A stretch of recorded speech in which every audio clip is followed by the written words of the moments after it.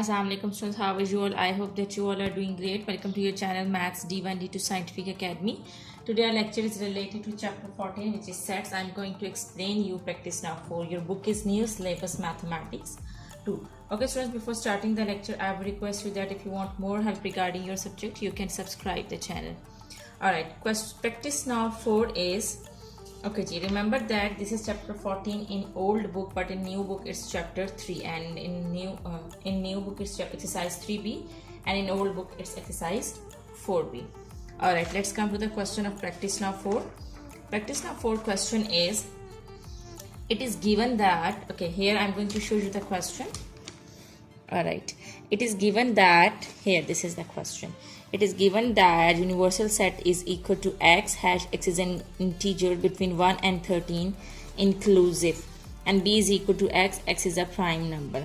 Okay, in part 1 you have to find out all the elements of universal set and b in set notation. So we are going to do part 1. Okay ji, in part 1 they are saying that list all the elements of the universal set. Okay, here they are saying that universal set is equal to x, and x is an integer between 1 and 13 inclusive. Students, whenever the word inclusive is used, it means that these two numbers are also included. You have to write down the integers between 1 and 13, and you have to write 1 and 13 too, because it's written 1 inclusive. Inclusive means these are also included. So you have to write 1 and 13 also. So here we're going to write down the set, universal set. Okay ji, x is an integer between 1 and 13 inclusive, so you will write 1 2 3 4 5 6 7 8 9 10 11 12 13. I will also write 13 and 1 because the word inclusive is used in the question. Alright, now they are saying that we have to find out, we have to write b in set notation. Now we are going to write b in set notation, and b is equal to x, x is a prime number. Okay, you have to follow the range of the universal set, and within this range you have to write down the prime numbers. Prime numbers, okay, let me tell you about prime numbers. What are prime numbers? Prime numbers are those numbers which are divisible by themselves only. They are just having two factors, 1 and itself. Prime numbers are not divisible by any other number. So the prime numbers are 2. It is not divisible by any other number. 3, 5, 7, 11 and 13. So here these. So this is part 1. These are the elements of B, and these are the elements of the universal set.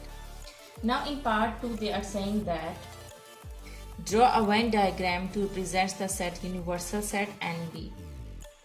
Okay ji, whenever it's given universal set, you have to represent the universal set. You can draw the rectangle. And we have also shown the B. Elements of B are also present in the universal set. So I'm going to draw B inside of the universal set, because elements of B are also there in the universal set.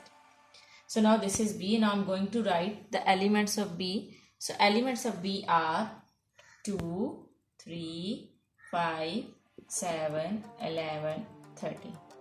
Okay, you have written these elements. It means that you have also written these elements in the universal set.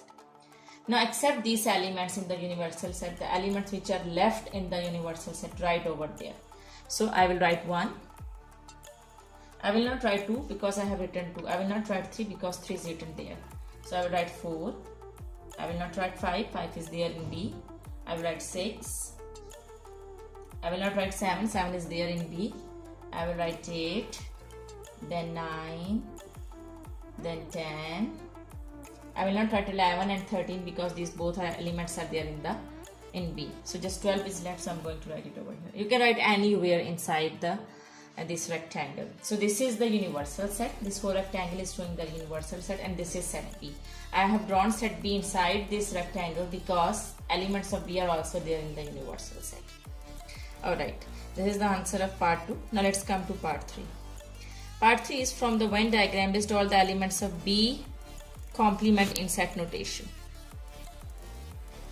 Students, B complement mean that you have to subtract B from the universal set. B complement mean that you have to subtract B from the universal set. It means that this whole is the universal set and you have to subtract B. When you will subtract B, okay, just remove it from the universal set. You can erase it. Okay, so when you will remove it, or you can put the finger. So let's suppose that I have removed this B from the universal set here. Okay, G. So what is left? Just these elements are left because I have removed B from this universal set. It is removed. So which elements are left? They are 1, 4, 6, 8, 9, 10 and 12. So these elements are left after removing B from the universal set. So this is called B complement. Alright. So this is the answer of third part. Now let's come to fourth part. They are saying that describe the set B complement in words. So now we are going to describe the B complement in words.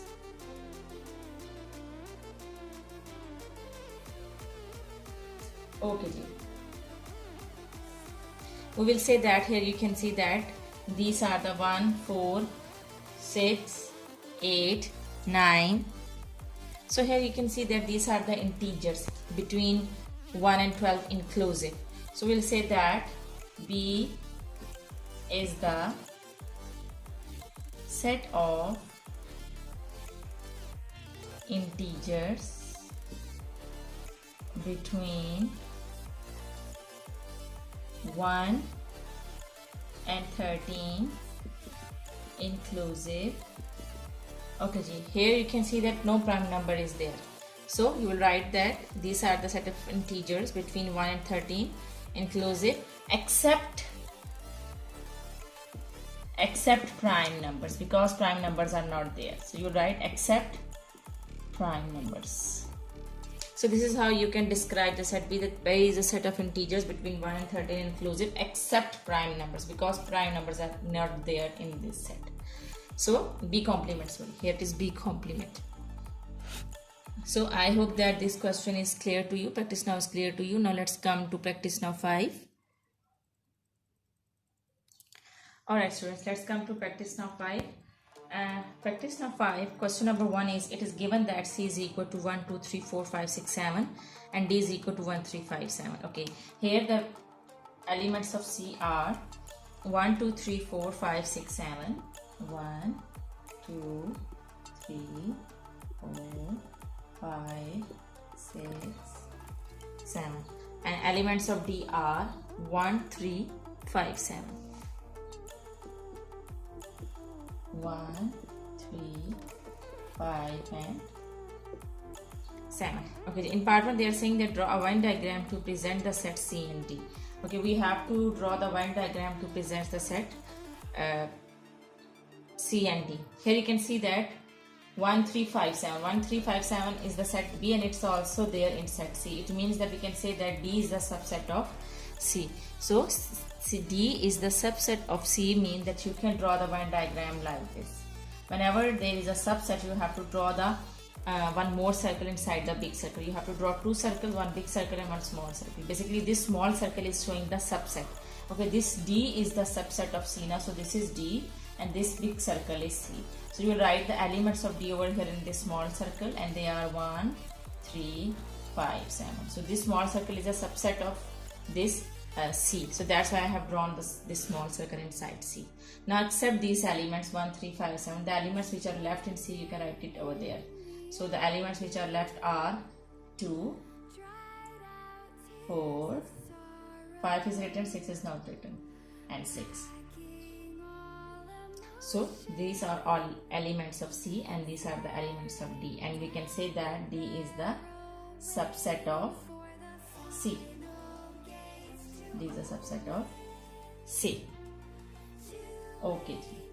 Now let's come to Now let's come to second part. Second part is D a proper subset of C? Explain.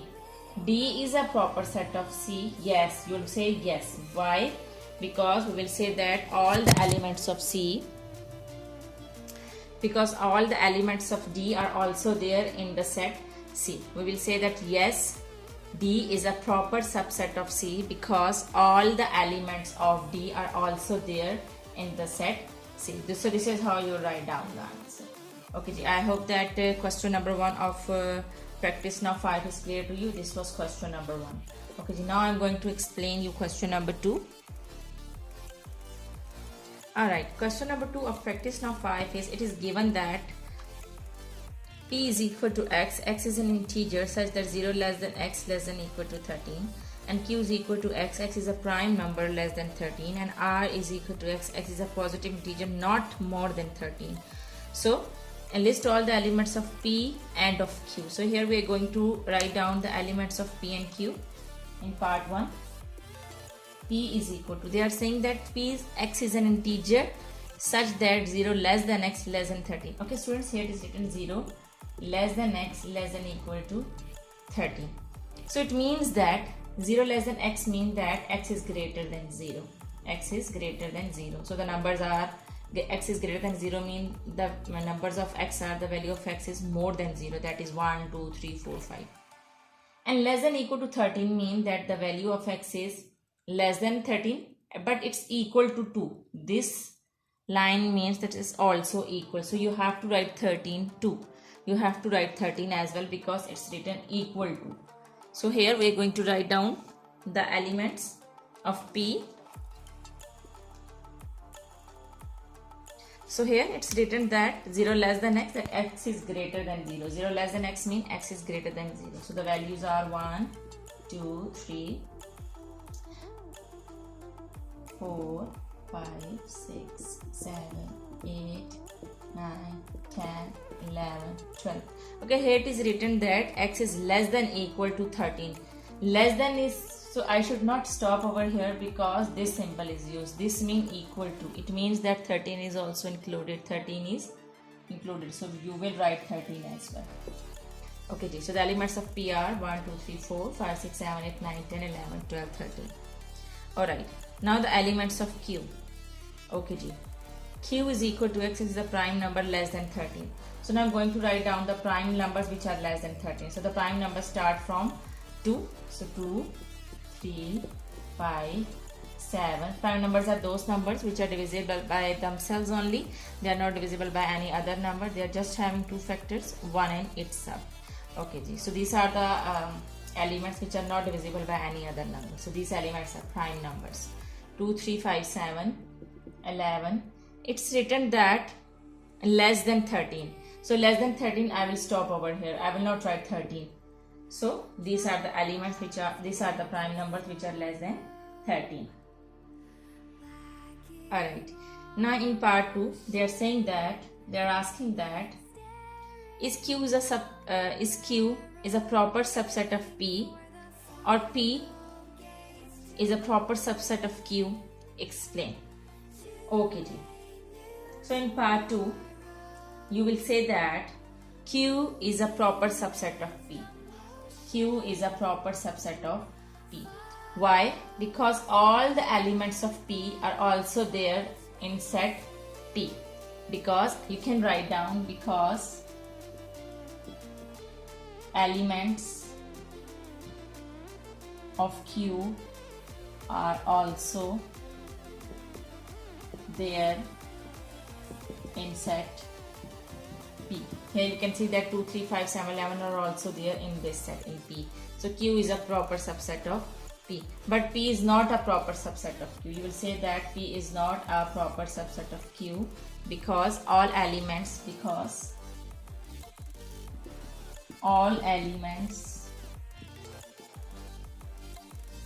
of P are not there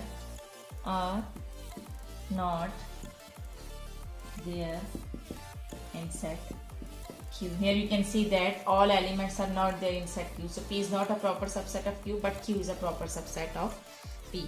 I hope that this is clear to you. Subset means that elements are there in the set, and not subset of this is not a proper subset. Not a proper subset of mean that elements are not there in the other set.